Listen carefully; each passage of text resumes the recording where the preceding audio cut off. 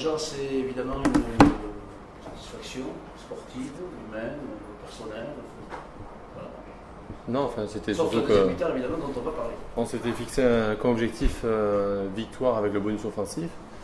Voilà, l'objectif est rempli. Et après, en termes de contenu et après surtout ce que l'on a fait sur le match, il y a énormément de choses encore à rectifier. Il faut travailler sur cette seconde mi-temps aussi, sur cette entame de seconde mi-temps. Parce que jusqu'à la fin, il y a 5 essais à 2, mais on peut perdre le bonus offensif voilà, dans les dernières minutes, donc se mettre à l'abri un petit peu plus tôt.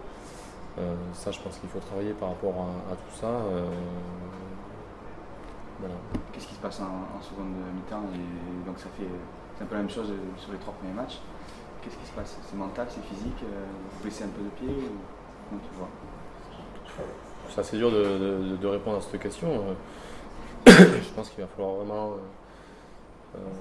en parler, vraiment, parce que peut-être que c'est vrai que le score était quand même aussi assez conséquent. Je pense qu'il y a eu un petit peu de relâchement aussi, peut-être de notre part, même si quand même si on respecte, si on respecte l'adversaire, je pense que c'est plus inconsciemment ou voilà, qu'il y a un relâchement de la part individuellement et après ouais, individuellement je pense.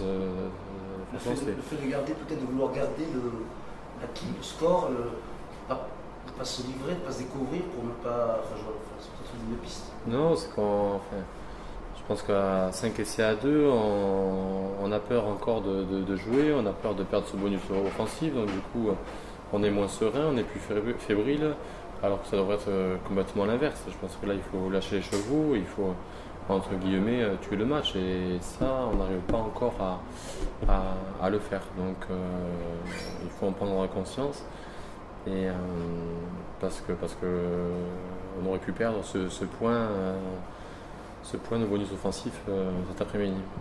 Cette première mi-temps quand même, c'est une mi-temps référence selon toi, c'est ce que disait Guillaume. Oui, on cherche ce match référence. On se l'était dit toute la semaine vraiment on voulait vraiment sortir un match référence contre Bourgoin, et qu'il y a eu une mi-temps pour l'instant. C'est vrai qu'il y a eu vraiment de bonnes choses, on a réussi à bien construire. On est resté dans notre plan de jeu et je pense qu'il y a eu un peu aussi de folie un peu de notre part et voilà, on a rectifié aussi nos sorties de camp aussi où c'était beaucoup plus propre. On ne s'exposait pas voilà, au risque par rapport aux 3 matchs de début de saison. Quel est le bilan et quels sont du coup les objectifs après ce premier bloc? Écoute, enfin, on ne s'était pas du tout fixé d'objectif, même par rapport à cette saison. Sur ce bloc, je pense qu'on voilà, on prenait les matchs vraiment un par un. Là maintenant, te répondre sur un objectif à la fin de ce bloc, je ne peux pas te répondre parce qu'on n'en a pas parlé. Et je pense qu'il faut rester dans le même état d'esprit qu'il y a actuellement. Bien sûr, on regarde toujours de l'avant, on est toujours poussé voilà, pour s'améliorer, pour améliorer déjà notre jeu, mais comme objectif, c'est déjà progresser notamment sur cette seconde période, ce début de seconde période où il faut progresser. On a un bloc quand même qui arrive qui est assez difficile, donc déjà on va se relâcher, on va psychologiquement déjà parce qu'on en a besoin de cette semaine de repos et puis après repartir sur 4 semaines de préparation physique et puis là peut-être qu'on commencera à parler peut-être d'objectifs sur ce bloc à venir. Merci. Voilà. Bonne soirée. Excusez-moi. La victoire face à Bourgoin aujourd'hui, bilan des 4 matchs, content? Oui, content parce qu'avant avant le match, on s'était fixé comme objectif 5 points. Ça, c'était entre nous. Voilà, je pense qu'on voulait un match référence. Bon, on l'a toujours pas parce que on a fait une première mi-temps, je pense, de référence, mais la deuxième mi-temps, c'est catastrophique. Donc, ça fait 4 matchs là où je sais pas pourquoi la deuxième mi-temps on relâche. Donc on peut pas se permettre de faire une première mi-temps avec autant de qualité, une deuxième mi-temps aussi médiocre.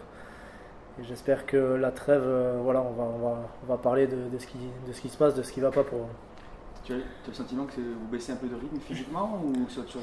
Non, je pense que c'est plutôt mentalement parce que physiquement, je sais pas, toute l'équipe on se sent bien. Donc voilà, il faut qu'on discute entre nous, mais là aujourd'hui ça passe, mais voilà, on a vu la semaine dernière qu'à Dax c'est pas passé.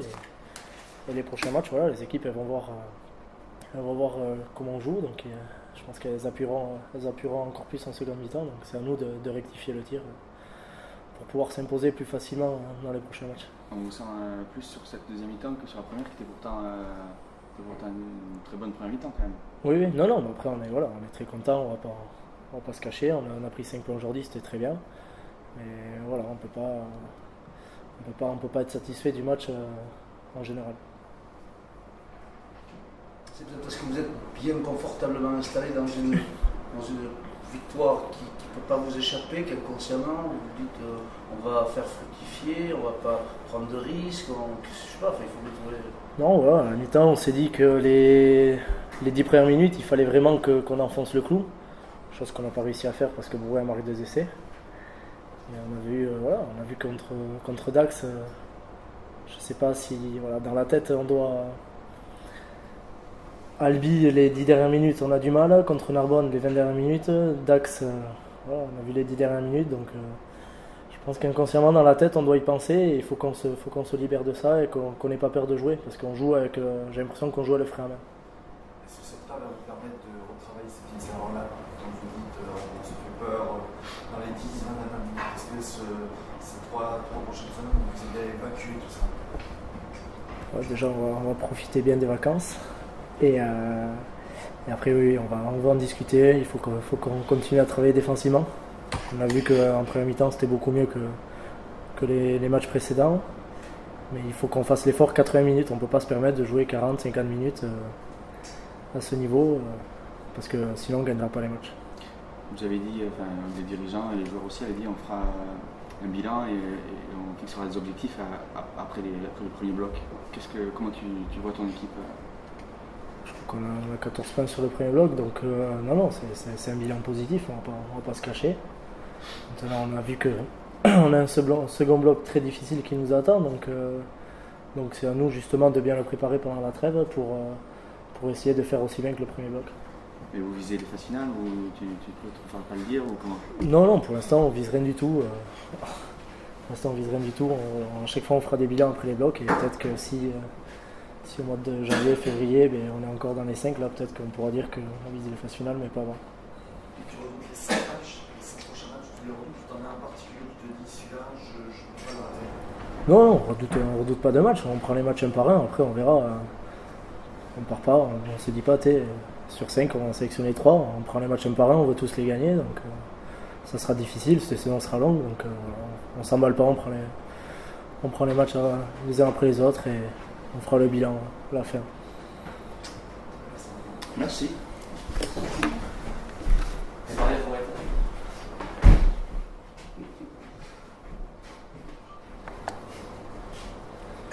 Bonjour. 5 points pour la première fois de la saison pour le bonus offensif, mais en même temps il y a 2 mi-temps très différentes. Qu'est-ce que vous en retenez? Que la première est très bonne et que la deuxième est moins bonne. Que c'est dur, on a commencé à fond, donc accélérer derrière, c'est compliqué.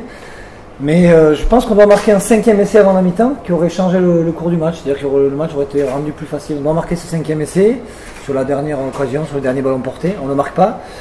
Et après, au lieu d'enfoncer le clou dans les 10 premières minutes de la seconde mi-temps, on prend un essai. Et il faut rendre hommage aux Bergaliens qui ont été... On le savait avant, je l'avais dit sur la conférence de presse qui précédait le match, que c'est une équipe joueuse, avec des joueurs vifs, durs à prendre. On a encore eu des soucis défensifs, mais parce que cette équipe a tenu le ballon Et que nous, on a eu une petite baisse de régime, mais il faut aussi qu'on comprenne qu'on a pris la saison tard, qu'on a fait le forcing pour être prêt le plus tôt possible. C'était sur ce match d'Albi, on l'avait dit.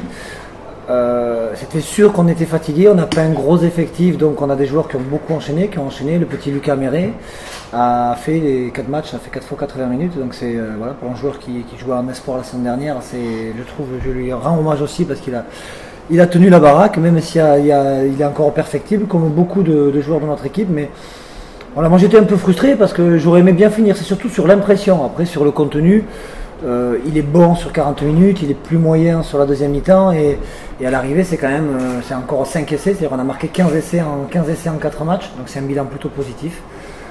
Le tout, c'est de comprendre pourquoi on finit pas bien. Il y a de la fatigue logique sur ce fin de bloc, mais il faut comprendre et savoir que il y aura encore, après les vacances, un bloc de 5 matchs, donc il faut qu'on arrive à trouver les solutions pour enchaîner les matchs, peut-être un peu plus de rotation au niveau d'effectifs, et encore un travail physique qui a été, c'est vrai, sabordé à cause du départ de saison un peu décalé. Et encore une défense un peu en difficulté en deuxième mi-temps, il y a eu encore des plagages manqués qui vous mettent, et on n'aura peut-être pas assez d'avancée non plus. Ce que vous demandiez la semaine dernière, dans la semaine. Oui, alors on subit un peu, mais ce qui est paradoxal, c'est qu'on a 22 points d'avance, le match il est gagné, on sait que le match est gagné, mais on joue avec la peur. Et en rugby, il n'y a rien de pire, et quand tu joues avec la peur, tu rends des ballons, sur tes possessions, tu es un peu moins ambitieux, un peu moins offensif, et tu rends le ballon à l'adversaire. L'exemple, c'est cette super séquence qu'on fait, il y en a eu plus en seconde mi-temps, où on a un ballon rendu à 5 mètres de la ligne, et on a failli prendre un essai, c'est Martin Bustos qui sauve un essai, sur un contre de quasiment 100 mètres, donc... Voilà, c'est ce paradoxe-là, on menait facilement, peut-être qu'à la mi-temps, j'ai parlé de bonus à la mi-temps, peut-être que j'aurais pas dû, mais je voulais qu'on aille le chercher parce que c'était important moralement et comptablement d'aller chercher ce bonus. Et les joueurs, dans leur objectif, c'était, au lieu d'aller continuer à jouer, à se faire plaisir, ils ont voulu, on a fait un peu les épiciers, chercher à garder ce bonus, et on s'est un peu recroquevillé, on a laissé la main, on a laissé le ballon à Bourgoin, mais qu'il a très bien utilisé. Ils ont marqué que 2 essais sur toute la partie, donc ça n'a pas été non plus une déferlante, mais ils nous ont posé des problèmes et il a fallu qu'on s'accroche jusqu'au bout. Bilan satisfaisant ou pas, Vincent? 14 points, c'est quand même pas mal. Ah oui, mais comptablement, c'est pas inespéré, mais c'est très bien. Sur le contenu aussi, je suis content, je vous le dis, c'est 15 essais en 4 matchs, donc c'est pas mal. C'est des nouveaux joueurs qui se sont vite adaptés. Si on fait un bilan rapide, c'est hélas la blessure de Thibaut Lacroix, la confirmation des joueurs leaders que sont Areth Seguinitz, Jean Moribaud, Guillaume Rouette.